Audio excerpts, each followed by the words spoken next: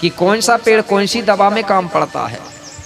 तो बताया जाता है सबसे पहले ये छोटी लड़की ने, चुंडूर दाई ने 8 महिलाओं को एक एक नीम का ज्ञान बताया था। पहले सबसे पहले कौन सा पेड़ का ज्ञान दिया? नीम का। तो नीम जो है मेरे भाई 8 प्रकार की नीम होती है। 2-3 प्रकार की तो आप लोग भी जानते होंगे, जानते हैं ना। कड़वी नीम को सभी लोग जानते हैं, मीठी नीम को भी जानते हैं क्योंकि कढ़ीच बनाते हैं, ठीक है ना। मीठी नीम एक होती है, महानीम करके भी बोलते हैं, जो सफ़ेद पेड़ होता है। किसी को रीसा हो जाए ना, रीसा की बीमारी, तो उसमें उसका पाउडर ज़्यादा काम आता है ना, जानते हैं ना। महानीम सफ़ेद पेड़ होता है, रीसा समझते हैं ना, बवासीर, उसमें इसका पाउडर काम करता है कि नहीं करता। इसको खाने से बवासीर खत्म होता है, लेकिन परहेज करना चाहिए, इसका पाउडर बना के खाते हैं, ठीक है ना।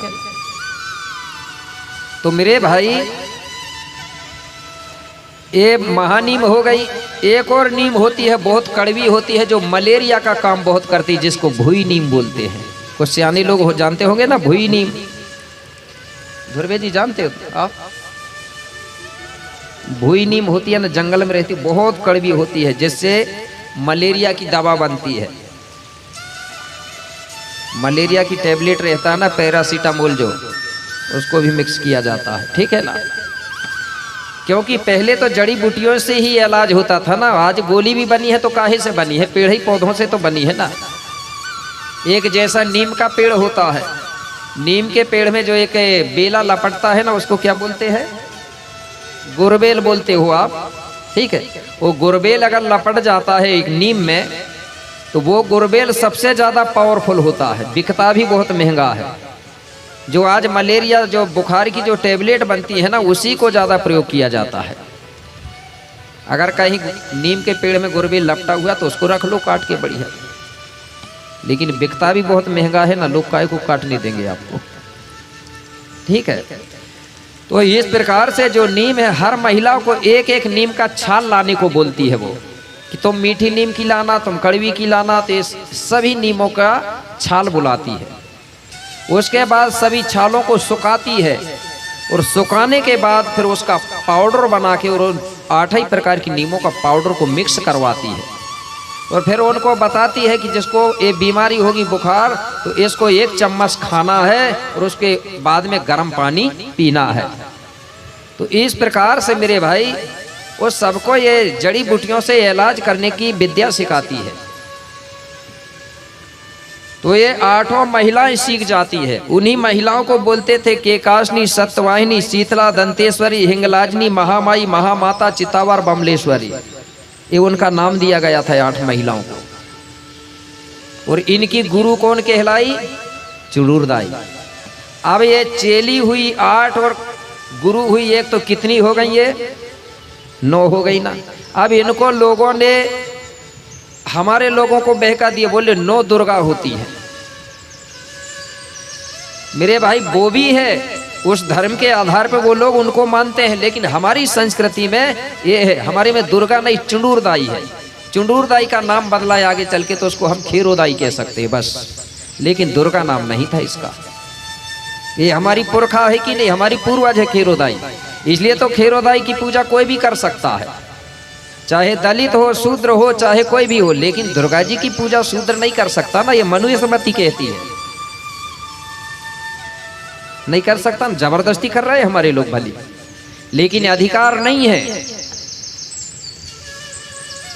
नहीं है ना, पढ़ के देख लेना। इतना तक की है, वो मंदिरों में घुसने का तक अधिकार नहीं है दलित शूद्रों को, लेकिन हमारे लोग जबरदस्ती जाते, क्या करें। तो मेरे भाई इसने गांव-गांव में जाके इस प्रकार महिलाओं का संगठन बनाया और सबको इलाज कराना सिखाया। इसके बाद धीरे धीरे समय बीतते गया। चुंडूर दाई कुछ दिनों के बाद में पेनवासी हो गई। तो ये गांव की जो 8 महिला थी, इन्होंने क्या किया, बोले हमारी जो गुरु थी उसके नाम पे बोले अपन गांव में एक स्थान बना देते हैं। तो सबसे पहले स्थान किसने बनाया? वही 8 महिलाओं ने। क्यों बनाया? क्योंकि उनकी गुरु थी।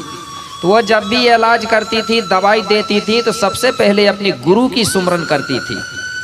8 महिलाएं करती थी, उसके बाद में फिर दवा बांटती थी। आज भी हमारे भूमिका लोग पहले छिटकते हैं ना दवा को अपने देवी देवताओं में, फिर बांटते हैं, तो वो बांटती थी।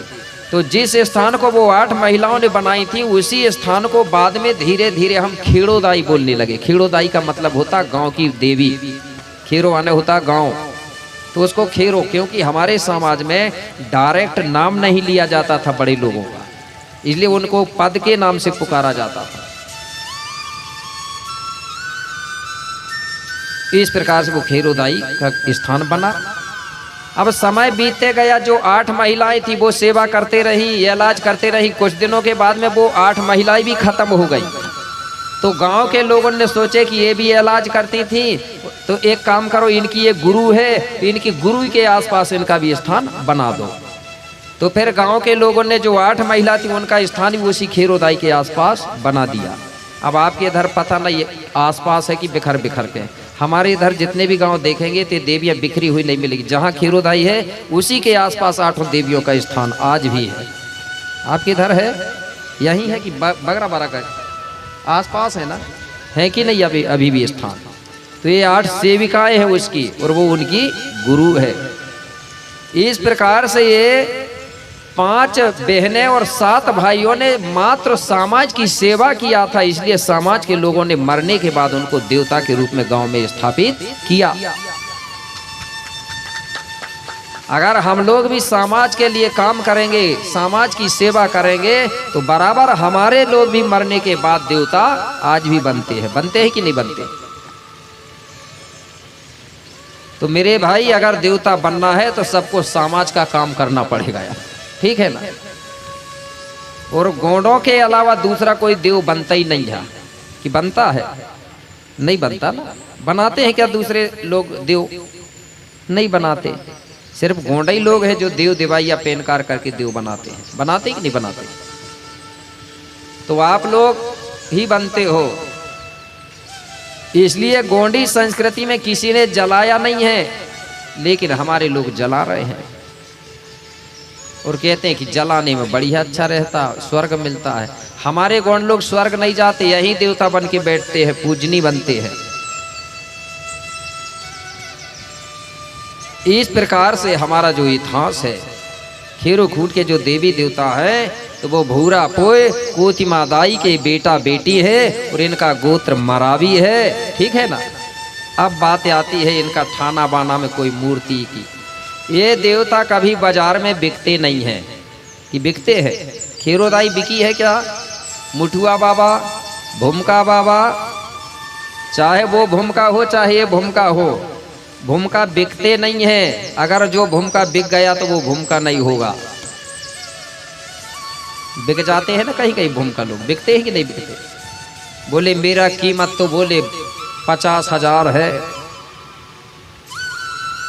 कई कई ऐसे भी लोग मिल जाते हैं। भाई देखो, हमारे जो भूमका गुरु हैं, नहीं तो पता चले कि यार कोई चुनाव उनाव चल रहा हो तो कोई पार्टी वाले आए बोले 50,000 रुपया दूंगा, मेरी तरफ से बात कर। ऐसा भी मत करना, क्योंकि भूमका अपनी संस्कृति का प्रचार प्रसार करने वाला है। भूमका को पार्टी से वो नहीं रखना चाहिए, ठीक है ना? पार्टी वाले पार्टी का काम करेंगे, ठीक है ना?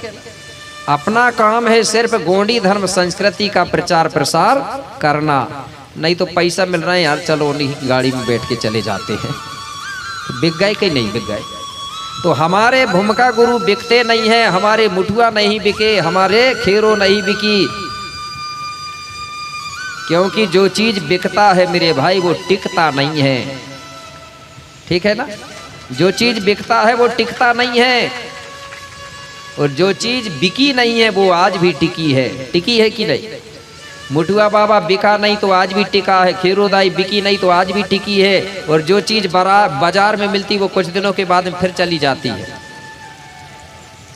तो समझ गए ना, ये है तुम्हारा इतिहास। समझ गए ना अब खेरोदाई कौन है, किसकी पुरखा है? गोंडों की पुरखा है। और दुर्गा जी की विरोध नहीं कर रहा हूं, मैं बता रहा हूं जो दुर्गा देवी है वो ब्राह्मणों की पुरखा है, इसलिए उसकी पूजा करने को सिर्फ ब्राह्मणों का अधिकार है। तो वो खूब करें, तुम्हारी तुम करो खूब, लेकिन हमारे गोंड लोग क्या कर रहे हैं, खेरोदाई को बदल के दुर्गा जी बना रहे हैं। जब दुर्गा जी बनेगी मेरे भाई तो गोंड अकेलों को हानि नहीं होगी, SC ST OBC को भी हानि होगी मेरे भाई। क्योंकि सबसे पहले हमारे SC ST OBC के पुरखा एक हीरो कूट के ही देवताओं को मानते थे। अब ये धीरे धीरे दुर्गा जी बना देंगे तो फिर किसको मानेंगे? दुर्गा जी। कुछ दिनों में हो सकता है दुर्गा जी के बाद में दूसरा आदमी आके पुजारी बन जाएगा, तुम्हारे भूमिका हट जाएंगे वहां से। डोंगरगढ़ में यही तो हुआ ना, पहले भूमिका होते थे। तो मेरे भाई ये हमारी देवी है, इसलिए हमारे गोंडियन समाज के लोग मुठुआ के नाम से गीत गाते थे, पटेल बाबा के नाम से, खेरोदाई के नाम पे, इसलिए हमारा इतिहास जीवित था। अब के गोंड लोग गा रहे हैं दुर्गा जी के नाम पे, कृष्ण जी के नाम पे, राम जी के नाम पे, तो काहे नहीं इतिहास खत्म होगा तुम्हारे SC ST OBC का? हो रहा है कि नहीं खत्म? पहले के SC ST OBC की महिलाएं गीत कैसे गाती थी?